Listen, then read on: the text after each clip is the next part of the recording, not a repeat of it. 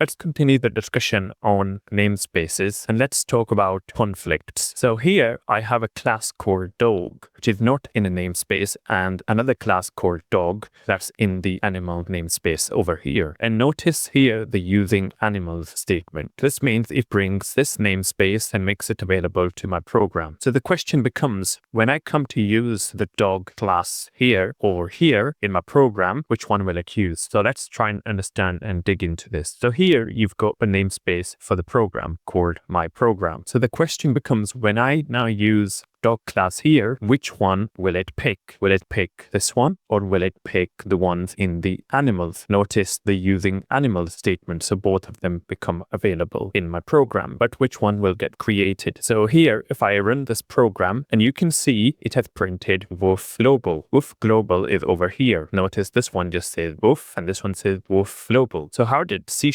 compiler pick the global one? So what this compiler does is, when you request the class called dog, it will go through the root of the program and first look in global namespace. What is the global namespace? It's anything that's not defined within a namespace. So here, this one becomes the global namespace, and this one is in the animals namespace. So this one has a higher priority than the animals, because C# compiler will go in the global namespace, tell me, is there a class called dog? If it is, then basically it will use that. If there is no class called dog, it will then go over to the using statements there and then look for a dog class. So just to demonstrate this, so I'll get rid of the dog from here without changing my program. And if I run it again, you can now see it will pick the wolf from this class over here. So just remember, if you have naming conflicts like this in this scenario where you're using namespaces and there's a global namespace, C# will always pick the global one as shown here. And if there is no naming conflict, then it will actually revert to using the ones in the namespaces that you define and importing with using animals statement here.